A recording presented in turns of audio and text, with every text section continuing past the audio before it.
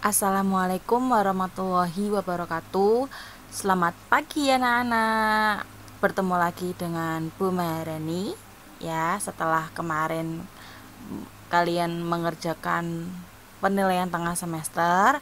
Pagi hari ini kita belajar bab baru, yaitu bab 7 garis dan sudut ya, untuk bagian ke-1. Sebelum Ibu mulai, mari kita berdoa. Ya, berdoa, Ibu pimpin dimulai.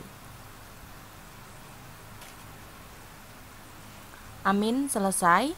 Baik, bagaimana kabarnya anak-anak? Apakah semuanya sehat ya? Ibu doakan sehat selalu dan jaga kesehatan, patuhi protokol kesehatan yang sudah diterapkan ya. Oke.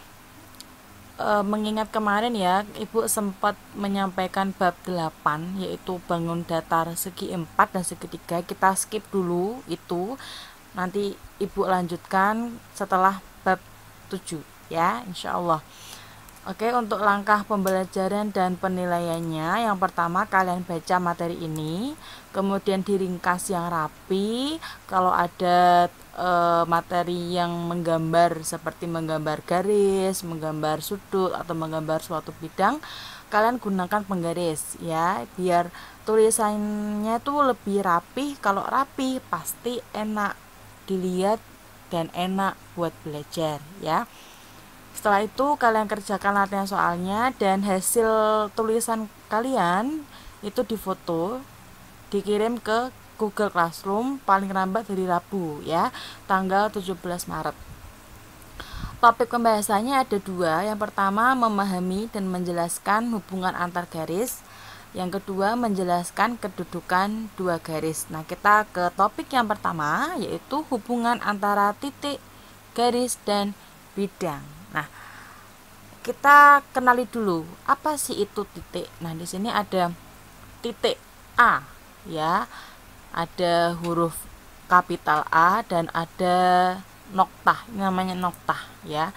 Jadi itu titik itu digambarkan dengan memakai tanda noktah, ini namanya noktah, dan dinotasikan atau diberi nama dengan huruf kapital. Jadi kalian nggak boleh memberikan nama sebuah titik dengan huruf kecil ya, apalagi huruf Latin, itu nggak boleh, harus huruf kapital. Contohnya titik A, titik B, titik C, sampai titik Z ya. Yang penting ini namanya huruf kapital. Nah, kalau ini adalah garis ya. Garis itu dia digambarkan dengan garis lurus dengan 2 tanda panah. Jadi ini ada panah di atas dan ada panah di bawah. Nah, di dalam garis ini dia melewati titik R dan titik S. Maka garis ini bisa diberi nama dengan huruf kecil, yaitu huruf G ya, garis G, atau bisa juga kita sebut sebagai garis RS. Kenapa kok disebut garis RS? Karena dia garisnya melewati titik R dan S gitu ya. Penulisannya seperti ini. RS ada gambar panah kanan kirinya ya. Jadi saya ulangi lagi, kalau titik itu disimbolkan dengan huruf kapital, tapi kalau garis itu disimbolkan dengan huruf kecil. Selanjutnya bidang. Nah, kalau bidang ini adalah bidang ya. Bidang itu dia digambarkan dengan daerah yang panjang dan lebarnya tuh tak terbatas. Dinotasikan dengan huruf Yunani. Ini namanya huruf Yunani ya. Kalau cara bacanya ini namanya bidang alfa. Ya, ada juga bidang beta. Ini namanya huruf Yunani, bacanya bidang beta. Ada juga bidang gamma dan seterusnya ya. Nah, karena di dalam bidang alfa ini ada titik K, L, M, maka bisa juga disebut sebagai bidang KLM. Ya, seperti itu. Next, kita ke hubungan titik dan garis. Posisi titik terhadap garis yang pertama, ini titik itu titik A pada garis L. Ini garis L, titik A itu tepat di garis L-nya ya. Yang kedua, titik B di luar garis M. Ini ada garis M dan titik B di luar garis M. Jadi kedudukannya bisa pada atau tepat di garisnya, bisa juga di luar. Di luar itu tidak selalu di atas, bisa juga di bawah sini, di sana, di situ ya. Next, yang kedua, hubungan antara titik dan bidang. Yang pertama, titik C pada bidang alfa. Jadi ini tepat di dalam bidang alfa.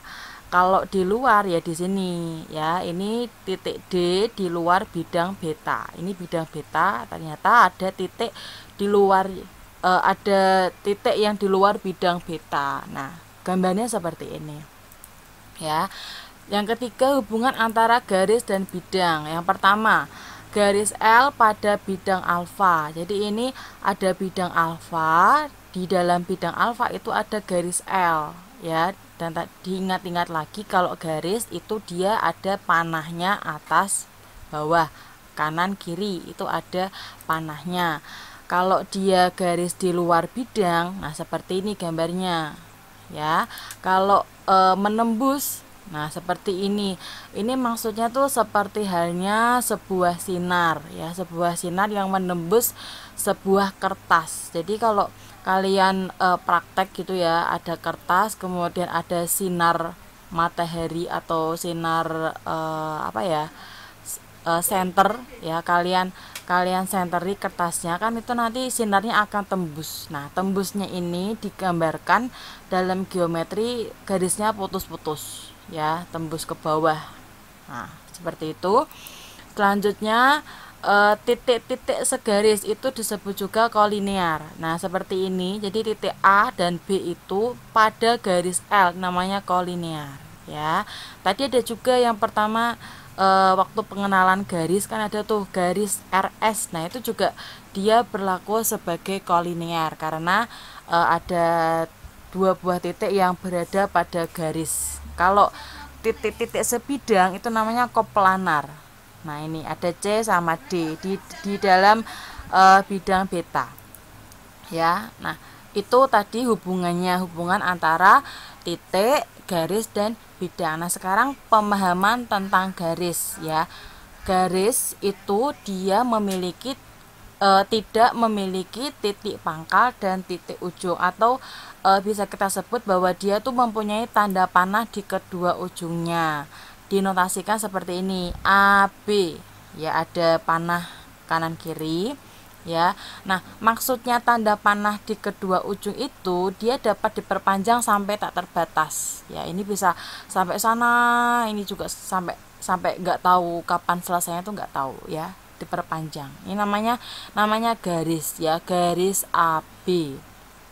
Nah, kalau ruas garis ya disebut juga segmen, itu dia memiliki titik pangkal dan titik ujung. Jadi dia nggak punya tanda panah di kedua ujungnya. Kalau yang namanya titik pangkal itu titik awal, kalau titik ujung ya titik akhir. Nah, untuk notasi dari ruas garis itu ini garis AB ya, ini ruas garis AB ya. Titik pangkal, ini titik ujung. Nulisnya AB, ini ada garis, hanya garis biasa ya, tidak ada panah kanan atau panah kirinya, itu enggak ada. Ini namanya segmen atau ruas garis. Selanjutnya sinar garis. Nah, kalau sinar tuh dia punya titik pangkal atau titik awal tapi enggak punya ujung. Jadi ujungnya tuh panjang banget. Nah, ini misalkan sinar AB ya, dia dimulai dari A, B, terus ini lurus, nggak tahu kemana, akhirnya tuh nggak tahu di mana ya. Ini namanya sinar AB. Kalau sinar BA itu juga bisa dari pangkal B ke A terus lurus tuh, namanya sinar BA. Nah, perlu kalian ketahui bahwa sinar AB dengan sinar BA itu berbeda ya. Tapi kalau yang ini ruas garis AB itu kalau kalian balik menjadi BA itu boleh ya, boleh. Selanjutnya garis AB ini diubah jadi garis BA itu juga boleh. Kenapa? Karena ini panahnya kan kanan kiri, ya toh, panahnya kanan kiri, dibolak-balik sama aja. Kemudian garis ini juga dia nggak punya pangkal, nggak punya ujung, bolak-balik tidak masalah. Tapi kalau sinar garis itu nggak boleh dibolak-balik ya. Kalau AB ya sinar AB ya sinar AB, kalau sinar BA ya sinar BA ya. Next kita ke kedudukan dua garis. Ada garis sejajar, itu dia tuh ada dua buah garis dalam satu bidang, tidak akan berpotongan meskipun diperpanjang. Nah, notasinya seperti ini, notasi garis sejajar ya. Misalkan ada garis E sejajar garis F, ditulis E sejajar F. Nah, ini kalau kalian perpanjang ke sana, ini perpanjang ke sana, itu nggak akan bertemu garisnya, itu namanya sejajar ya. Ini contoh yang lain, ini juga sama, sejajar ya gitu. Jadi nggak akan bertemu, jadi kayak nggak jodoh gitu loh, sejajar. Kalau garis berpotongan itu dia kalau garisnya diperpanjang itu akan berpotongan di satu titik potong dan harus dalam satu bidang. Notasinya bisa X seperti ini, tetapi kalau berpotongannya tegak lurus maka simbolnya seperti huruf T kebalik, T kapital kebalik ya. Ini contoh yang berpotongan. Ini garis A sama garis B, kalau kalian perpanjang, A-nya diperpanjang ke sana, kemudian B-nya juga diperpanjang ke sana, nanti akan berpotongan di sini kira-kira ya.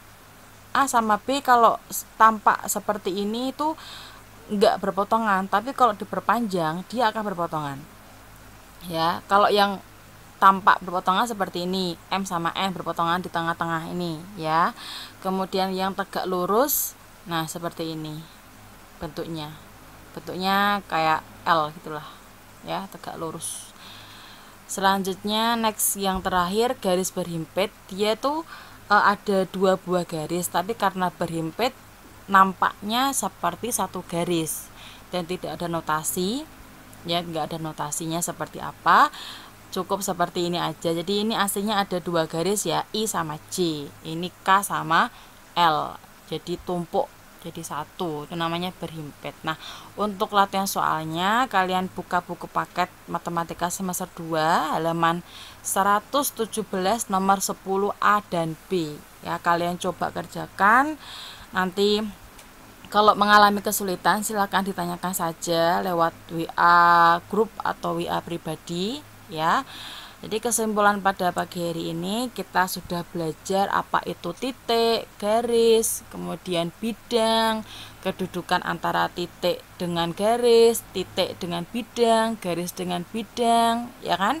Kemudian apa perbedaan garis, segmen garis, kemudian sinar garis, ada pula garis sejajar, garis berpotongan, dan terakhir garis berhimpit. Nah, kita sudah belajar banyak tentang apa sih itu bagian-bagian dasar dari sebuah geometri ya. Oke, terima kasih. Cukup sekian dari Ibu. Apabila ada pertanyaan silakan ditanyakan ya. Semoga bermanfaat dan tetap jaga kesehatan. See you. Assalamualaikum warahmatullahi wabarakatuh.